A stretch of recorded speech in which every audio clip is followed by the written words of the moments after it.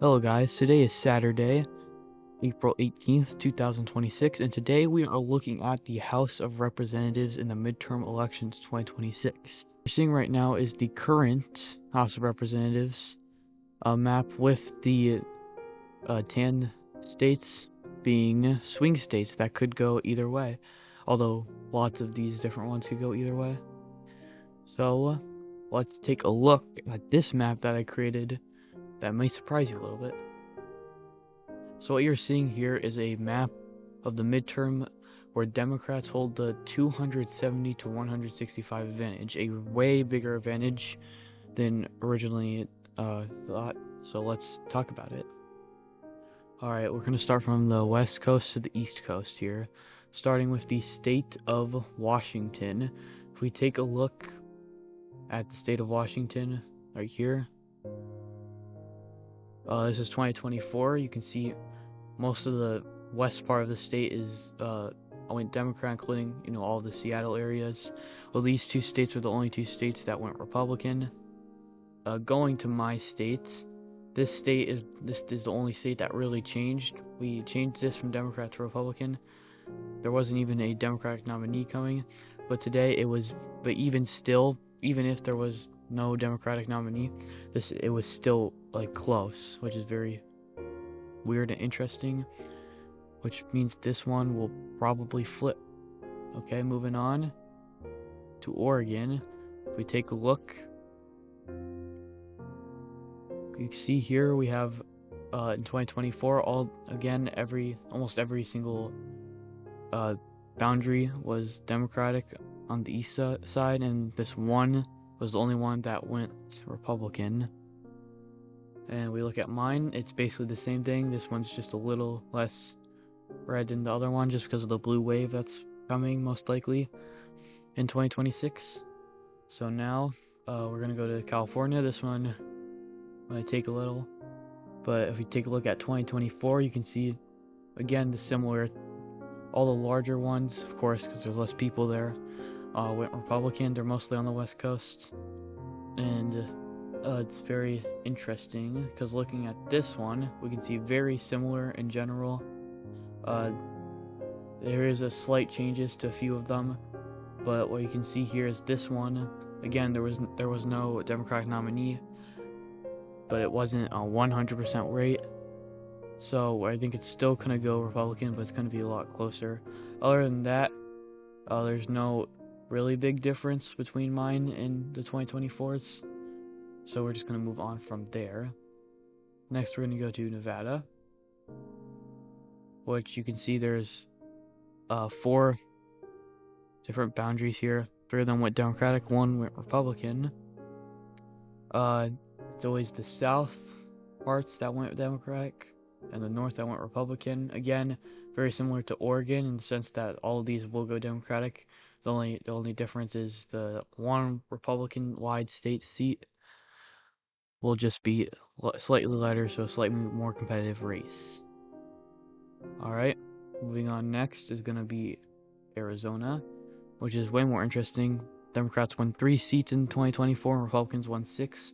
Most of these were southern, this one big boundary, and of course the few around Phoenix. On here, I'm taking almost all of these other boundaries that were super close. This one was just a 3-point advantage, and this one was just a 9-point advantage. No, that was an 7-point advantage. But other than that, we're gonna take these two and hope that these are going to go blue, and then we're gonna move on from there. Alright,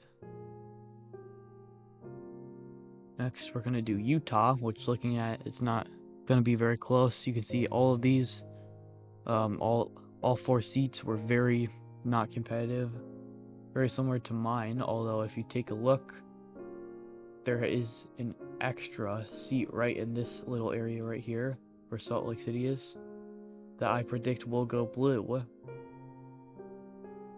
because of their new district.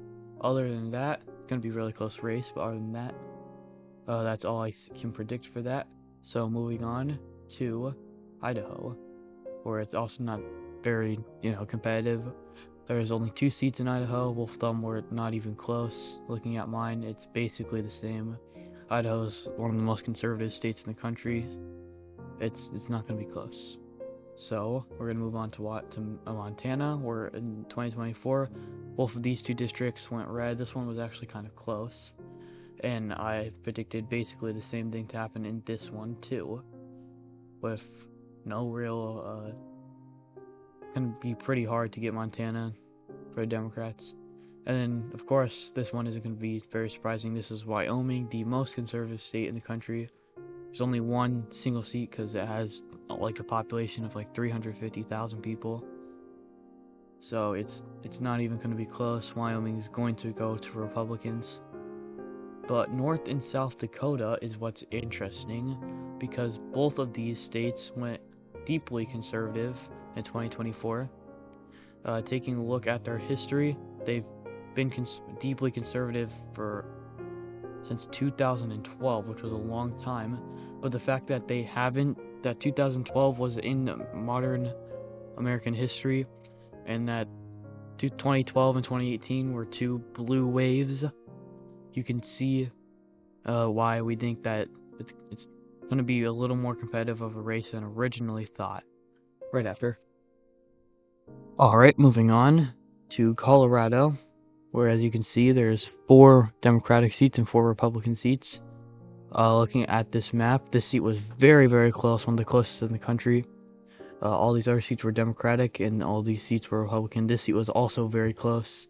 Looking at our map, we think this might be switched a little bit, so this seat might go, might tilt red, and the seats that tilted right here will probably go blue in 2026. So that's what's gonna most likely happen for Colorado. And now we're gonna go to New Mexico. It's not even close here. There's 3 seats. They're all Democratic. Since there's a blue wave, it's probably gonna be a little more Democratic here, but that's probably what's gonna be like. Next, we're gonna go to Nebraska, which in 2024, all 3 of the seats went conservative. But now while we're looking at 2026, these are Omaha, which has a really low approval rating for the Republican side, and it's probably going to go blue. So next up, we got Kansas. We have 3 Republican seats and 1 Democratic seat. There's this one, which is the Kansas side of Kansas City. But we're predicting a big shift in that today, especially with these new few seats that we got here. This seat is a very urbanly populated area from now, and this seat has to run off of that, so it's going to be a competitive race here, and we think this seat might go blue in 2026. Okay, moving on to Oklahoma. Again, it's not really fun. There wasn't even a Democratic running here, and a Republican got 100% of the vote. It's not even close. So in Oklahoma, however, these 2 new seats, looking at were Oklahoma City and a few other large urban populated areas. Because this blue wave is so very large, that we're predicting these 2 might go blue. Of course, this could switch at any time. These could go red very easily.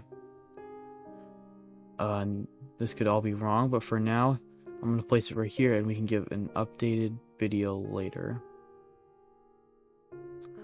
So, moving on.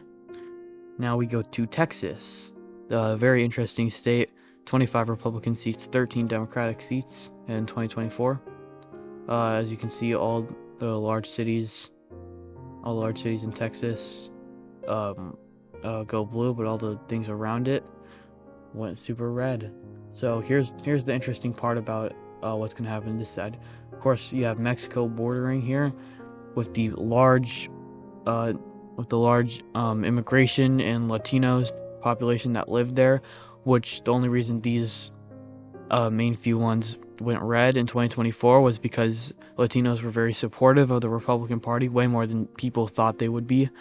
but that support has drained down faster than basically any other minority in the United States, which is very strong for this one specifically. In fact, there was a Latino voting here, stuff.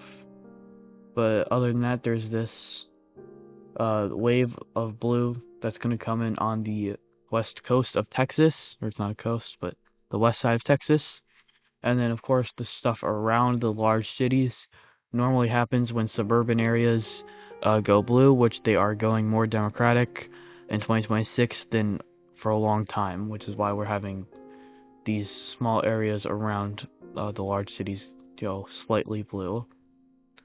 Other than that, we're going to move on to Minnesota, where 4 Republican seats and 4 Democratic seats. Of course, the less populated areas of Minnesota were Republican, and the more populated Minneapolis, St. Paul areas were Democratic. Assuming Democrats don't lose any seats here, we're saying basically the same. I mean, there's not really much room any of these can do. Maybe there's a chance of this seat, but that's most likely not going to happen. I mean, this isn't just like that. I think that it's going to be basically the same for this. So, next, moving on to Iowa. This is a very interesting state. In 2024, all 4 of these went Republican. This one just barely tilted Republican, and this one also barely went Republican. Looking at 2022, it was basically just a little bit different, but this was the one that just barely went Republican. But both of these 2 southern parts of the state were very, very close. And in 2020, the third one actually went Democratic, and this was in a more Republican era, and it looked a lot better for Republicans in this area. And in 2018, a shocking thing happened. The 3 of these went Democrat. If we just keep going back, it gets really interesting in the way it works. So in 2026, you can tell Iowa can definitely change its boundaries a little bit, but we're thinking these 2 are safe. This one has a slight chance, and this one definitely won't. It's the most conservative seat in Iowa, so we're not going to do that one for Democrats. Next, moving on, is Missouri. You can see it was expected to be a lot more Democratic in 2024, but it really wasn't. 2 Democrat seats and 6 Republican seats. Assuming this is a big blue wave, of course we have whatever, and Kansas City. So the 2 big cities, St. Louis. Looking at this map, I'm gonna put that there. I think I accidentally put that there. It's supposed to be this. There we go. So, looking at this map, we can see basically the same. The only difference is this one seat. Sorry, this was not supposed to be there, but this one seat is the only real change that we're thinking is going to happen. It was pretty close in 2024, and it might switch in 2026. So, we're going to move on to Arkansas, which again isn't very close. There are 4 seats, and all 4 of them went to Republicans. Going here, we can see there's no real difference. But this one in Missouri, there's a little bit more urbanly populated area, especially if this one in Kansas goes blue, then there's a chance that these are going to be pretty competitive, but not too competitive, and Arkansas will most likely keep all 4 of its boundaries red. And then Louisiana, another interesting one. 2 Democrat seats and 4 Republican seats. There's these 2 right here, kind of like this weird slash that goes to the center of Louisiana. Pretty interesting. New Orleans is actually right here in this boundary, which is very interesting again. So looking at it, can't really see any 2 differences, even though there is, of course, New Orleans. I see it very hard for Democrats to take a lot of control in Louisiana. Not the strongest Democratic nominees in here, so we'll see how it goes, but for now, it's going to be basically the same. Next up, Wisconsin. 2 Democrat seats, 6 Republican seats in 2024. Wisconsin's supposed to be kind of a swing state, a little bit at least. So this was a little of a surprise. These two are very Democratic, and these are all very Republican. This one is very close. This one's a little close, and this one's a little close. Looking at Wisconsin from our map, we can see this happening. The same thing that the urban areas are becoming more Democratic. There's still more urban populated areas from Chicago right here that bleed into Wisconsin, probably turning this one blue. This one went blue, and this one went blue. And of course, this one was really close, so we think that's going to go blue. And this one just barely tilts into the blue range if they make it all the way up here. But other than that, oh yeah, and also the suburban areas from Milwaukee is going to play a big role into this. Okay, moving on is Illinois, which we already decided. In 2024, it basically either went very strongly Republican or very strongly Democrat. So, looking at it, my map I can do in 2026, it seems pretty similar. I have a few minor things like this one, which has actually gotten a little more conservative over time. Democrats will still probably take it. Of course, all the boundaries in Chicago will stay 100% Democratic. Other than that, that's basically everything. So, from here on, let's go to let's do Indiana next. Indiana, 7 Republican seats and 2 Democratic seats in 2024. We have Indianapolis and this area, which is basically in Chicago.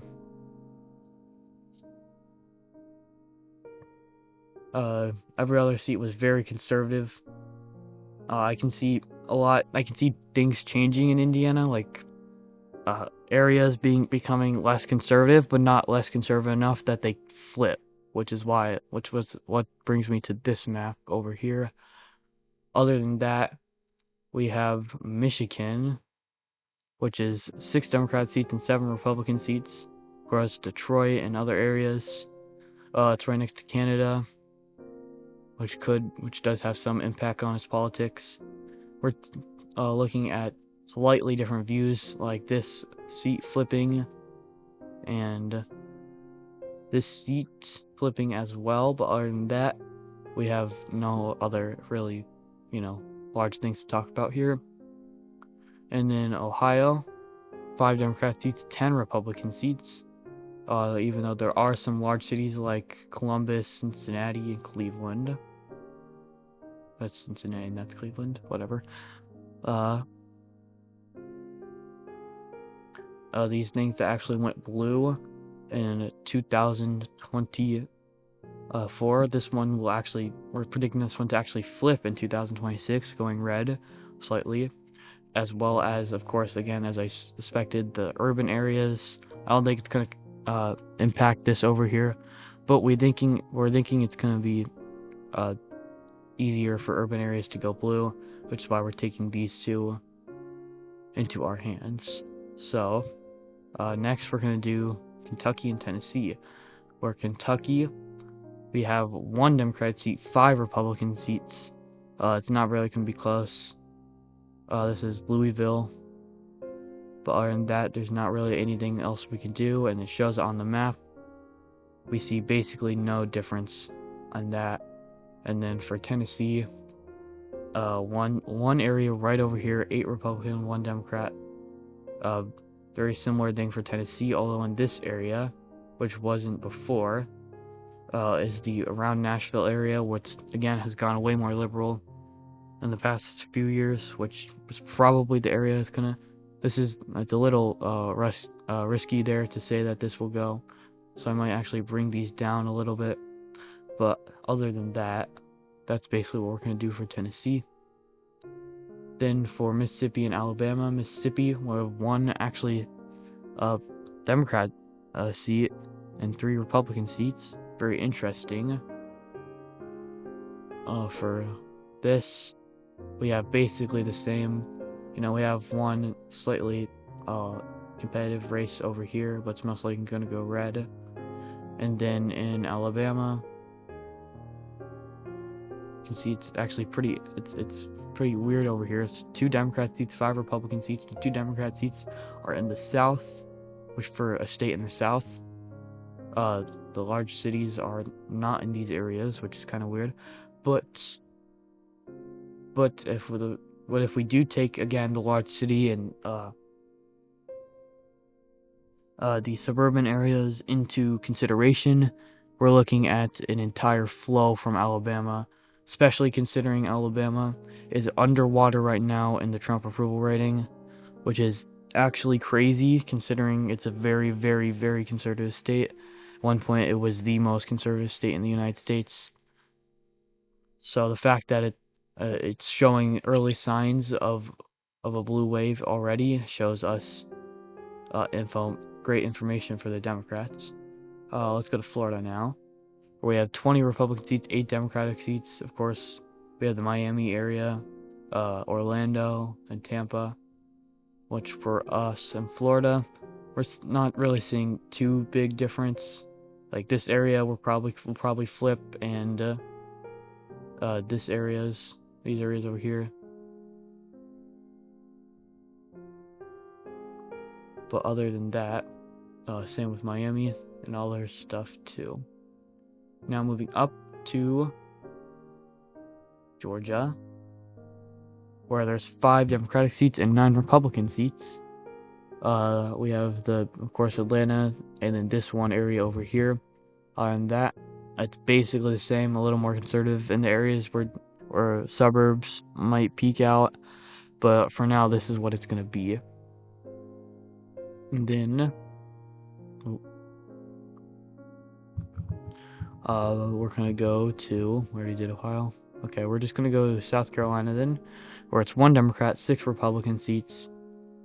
South Carolina for us, basically the same, not really that big of a difference. In North Carolina, this is pretty interesting, 4 Democrat, 10 Republican. This one large area was just barely winning, and it just barely got out. And North Carolina is a very gerrymandered state for the Republicans, but we do see some signs of these areas over here going blue and other stuff like that. Like this area is kind of shifting over to the left a little bit. Next is Virginia, where it's 6 Democrat and 5 Republican. Looking at this and looking at our Virginia, you can see this area going blue and this area going blue. Other than that, nothing too special. For West Virginia, there's only 2, and they were both Republican. Going to be the same, although this one's going to be slightly less likely. But moving on, we have Maryland, which was 7 Democrats and 1 Republican. Maryland has the lowest approval rating of Trump in the entire country. So, although this was a very conservative area and every other one was safe blue, so we couldn't really change this at all that much. And Delaware, again, only 1 was, and it was both safe Democrat. It's going to be the same for that. Moving on again, we have Pennsylvania, 7 Democrat, 10 Republican. Of course, the areas of Philadelphia and Pittsburgh are going to be blue. We see that area again, although this up here, which was safe Republican, is going to bleed into the suburban areas that are, again, going to be more Democratic in 2026 midterms, which is why we have it tilt. This is going to be by far the most concerning one. We don't know exactly how this one will play out, especially with the areas up here, way more ruler. I'm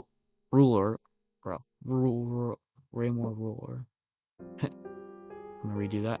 Especially this area up here, maybe way more rural,